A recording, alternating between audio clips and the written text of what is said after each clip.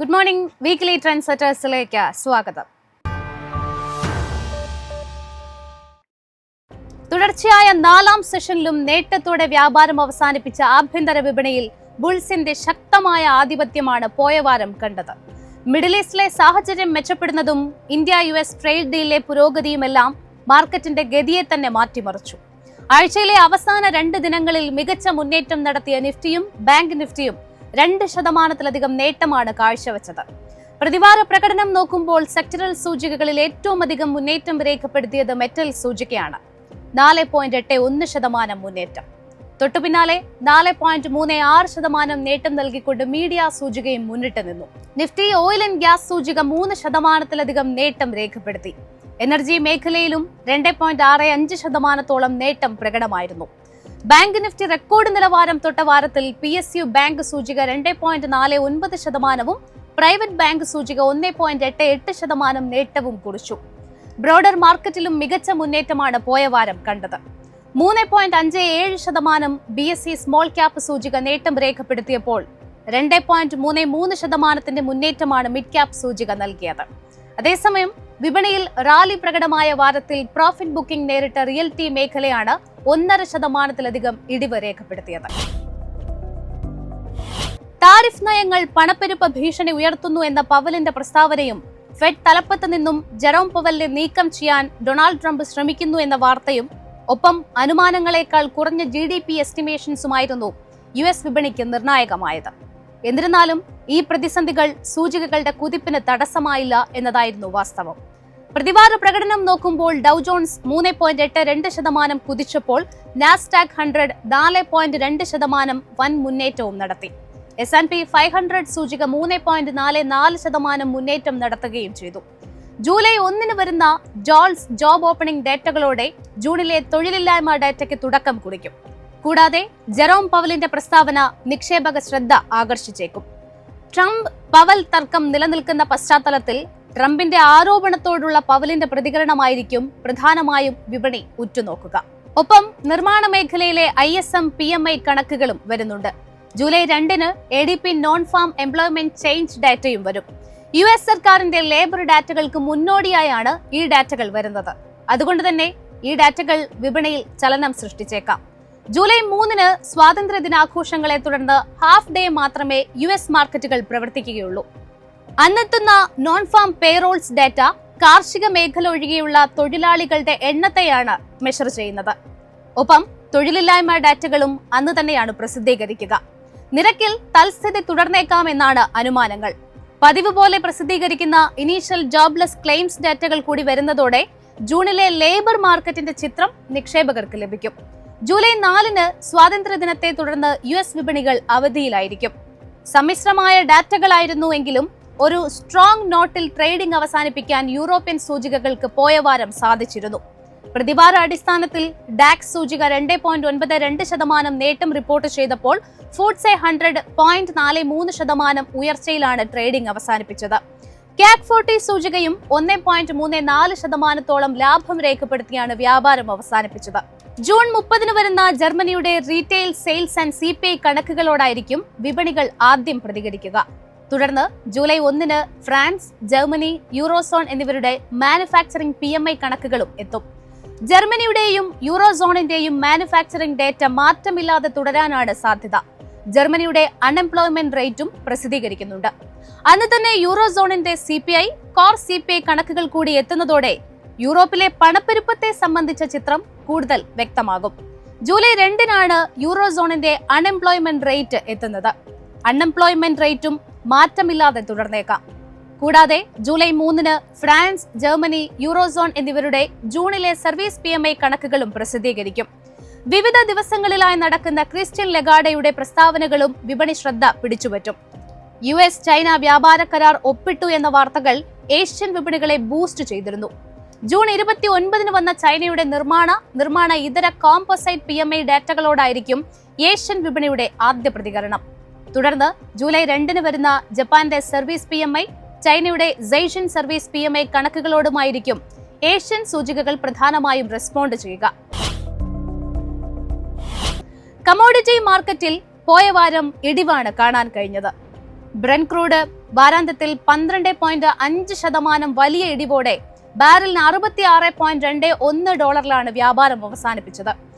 സമാനമായ WTI crude പ്രതിവാരാടിസ്ഥാനത്തിൽ 12.55% ഇടിവിൽ ബാരലിന് $64.32 എന്ന നിലയിലുമാണ് വ്യാപാരം അവസാനിപ്പിച്ചത്. ഇസ്രയേൽ ഇറാൻ യുദ്ധത്തിലുണ്ടായിരിക്കുന്ന നേരിയ അയവും അമേരിക്കൻ പ്രസിഡന്റ് ഡൊണാൾഡ് ട്രംപ് പ്രഖ്യാപിച്ച 90 ദിവസത്തെ താരിഫ് റിലാക്സേഷൻ അവസാനിക്കാനായതും ട്രംപിന്റെ തുടർ തീരുമാനങ്ങൾ എങ്ങനെയാകും ബാധിക്കുക എന്ന ആശങ്കകളാണ് ക്രൂഡ് വില ഇടിയാൻ കാരണമായിരിക്കുന്നത്.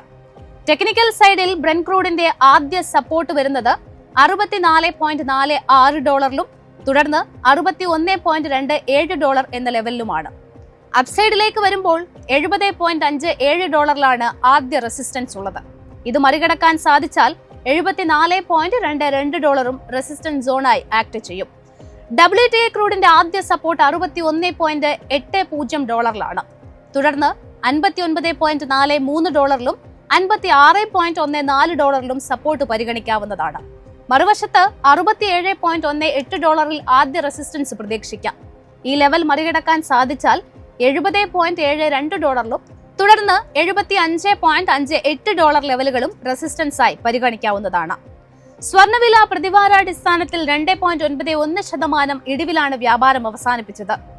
ട്രോയ് ഔൺസിന് $3,326.4 വ്യാപാരം അവസാനിപ്പിച്ചിരിക്കുന്നത്. ഡോളർ സെൽ ഓഫും മറ്റും തുടർന്നുകൊണ്ടിരിക്കുന്നതും സമ്മിശ്രമായ US PCE ഡാറ്റകൾ വന്നിട്ട് കൂടിയും സ്വർണം ഇടിവ് തന്നെയാണ് രേഖപ്പെടുത്തിയത്. ഇറാൻ ഇസ്രയേൽ യുദ്ധഭീതി മാറിയതാണ് സേഫ് അസറ്റായ സ്വർണം ഇടിയാനുള്ള കാരണം. ടെക്നിക്കൽ സൈഡിൽ ഗോൾഡിന്റെ ആദ്യ സപ്പോർട്ട് വരുന്നത് $3,239 തുടർന്ന് $3,145 $3,292 സ്വർണത്തിന്റെ ആദ്യ റെസിസ്റ്റൻസ് പ്രതീക്ഷിക്കാം. ഈ ലെവൽ മറികടക്കാൻ സാധിച്ചാൽ 3,401 റെസിസ്റ്റൻസായി പ്രതീക്ഷിക്കാം. ഇന്ത്യൻ രൂപ പ്രതിവാരാടിസ്ഥാനത്തിൽ ശക്തി ആർജിക്കുന്നതാണ് പോയ വാരം കാണാൻ സാധിച്ചത്. വാരാന്ത്യത്തിൽ USD INR 1.3% ഇടിവോടെ 85.35 എന്ന ലെവലിലാണ് വ്യാപാരം അവസാനിപ്പിച്ചത്. 85.69 എന്ന നിലയിലാണ് വരുമാഴ്ചയിൽ രൂപയുടെ ഇമ്മീഡിയറ്റ് സപ്പോർട്ട് ഉള്ളത്. തുടർന്ന് $86.24 എന്ന ലെവലും സപ്പോർട്ടായി കണക്കാക്കാം. അപ്സൈഡിലേക്ക് വന്നാൽ $85.18 എന്ന ലെവൽ റെസിസ്റ്റൻസ് ആയിട്ട് പ്രതീക്ഷിക്കാം. ഈ ലെവൽ മറികടക്കാൻ സാധിച്ചാൽ $84.78 എന്ന നിലയും റെസിസ്റ്റൻസ് ആയി പരിഗണിക്കാവുന്നതാണ്. പോയ വാരം വിദേശ നിക്ഷേപ സ്ഥാപനങ്ങൾ അറ്റവാങ്ങലാണ് നടത്തിയത്. FIIകൾ 4,423.27 കോടിയുടെ നിക്ഷേപം നടത്തിയപ്പോൾ DIIകൾ 12,390.17 കോടിയുടെ നിക്ഷേപവും സമാന കാലയളവിൽ നടത്തി.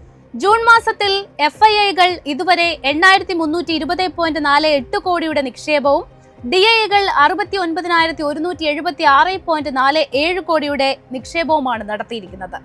പോയവാരം June 23 S&P global manufacturing service PMI കണക്കുകളാണ് വന്നത്. മാനുഫാക്ചറിംഗ് PMI മുൻ മാസത്തെ 57.6 നിന്നും 57.7 ആയി എത്തുമെന്നായിരുന്നു അനുമാനങ്ങൾ.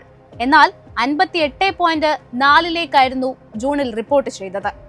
സർവീസസ് PMI 58.8 നിന്നും 58.6 എത്തുമെന്നായിരുന്നു അനുമാനം. എന്നാൽ 60.7 ആയാണ് റിപ്പോർട്ട് ചെയ്തിരിക്കുന്നത്. ജൂൺ 27 കറന്റ് അക്കൗണ്ട് ഡെഫിസിറ്റ് കണക്കുകളും പ്രഖ്യാപിച്ചു. GDPയുടെ -0.6% കറന്റ് അക്കൗണ്ട് ഡെഫിസിറ്റ് രേഖപ്പെടുത്തിയത്. പൊതുമേഖലാ സ്ഥാപനങ്ങളിൽ നിന്നും RBIയിൽ നിന്നും ലഭിച്ച ലാഭവിഹിതം കറന്റ് അക്കൗണ്ട് ഡെഫിസിറ്റ് ഇടിയാൻ കാരണമായി. വരുന്ന വാരം ജൂൺ 30 മെയ്യിലെ ഫെഡറൽ ഫിസ്ക്കൽ ഡെഫിസിറ്റ് കണക്കുകൾ അറിയാൻ സാധിക്കും. ഏപ്രിലിൽ 1,863.32 ബില്യൺ രൂപയായിരുന്നു ഫിസ്ക്കൽ ഡെഫിസിറ്റായി രേഖപ്പെടുത്തിയത്. അന്ന് തന്നെ ഇൻഡസ്ട്രിയൽ പ്രൊഡക്ഷൻ ഡാറ്റയും പ്രഖ്യാപിക്കും.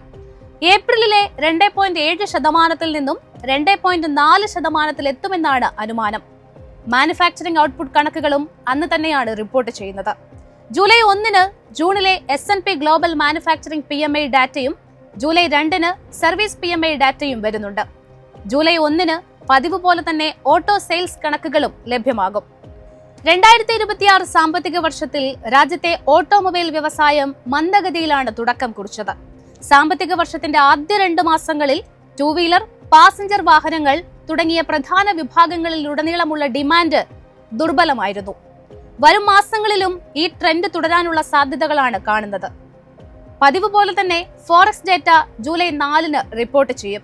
ജൂൺ 20 അവസാനിച്ച ആഴ്ചയിൽ ഇന്ത്യയുടെ വിദേശ നാണ്യ കരുതൽ ശേഖരം $1.01 ബില്യൺ ഇടിഞ്ഞ് $697.93 ബില്യൺ ഡോളറിലെത്തി.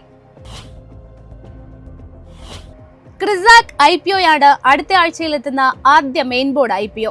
2011 സ്ഥാപിതമായ കമ്പനി ഇന്റർനാഷണൽ സ്റ്റുഡന്റ് റിക്രൂട്ട്മെന്റ് സൊല്യൂഷനിൽ സ്പെഷ്യലൈസ് ചെയ്തിരിക്കുന്ന ഒരു B2B എഡ്യൂക്കേഷൻ ടെക്നോളജി കമ്പനിയാണ്. 860 കോടി രൂപ സമാഹരിക്കാനാണ് കമ്പനി IPOയിലൂടെ ലക്ഷ്യമിടുന്നത്. ജൂലൈ 2 ഓപ്പൺ ആകുന്ന കമ്പനിയുടെ IPO സബ്സ്ക്രിപ്ഷൻ അവസാനിക്കുന്നത് ജൂലൈ 4 233 രൂപ മുതൽ 245 രൂപ വരെയാണ് പ്രൈസ് ബാൻഡ് നിശ്ചയിച്ചിരിക്കുന്നത്. ഒപ്പം ജൂലൈ 9 ഓഹരികൾ ലിസ്റ്റ് ചെയ്യപ്പെടുകയും ചെയ്യും. വളരെ അൺഎക്സ്പെക്ടഡ് ആയ പോസിറ്റീവ് മൂവിലായിരുന്നു ജൂൺ സീരീസ് വെള്ളിയാഴ്ച അവസാനിച്ചത്. ഹെൽത്തി ആയ FII ബൈയിങ്ങും ഇന്ത്യ വിക്സ് 9 മാസത്തിലെ ലോവസ്റ്റ് പോയിന്റ് റെക്കോർഡ് ചെയ്തതും മാർക്കറ്റിന്റെ സെന്റിമെന്റ് ഉയർത്തി. തുടർച്ചയായും 3-ാം തവണയും higher high higher low pattern form ചെയ്യുകയും കൂടാതെ ഒക്ടോബർ 1, 2024 ശേഷം ആദ്യമായാണ് നിഫ്റ്റി 50 സൂചിക 25,500 എന്ന ലെവല് ടച്ച് ചെയ്യുകയും ചെയ്യുന്നത്.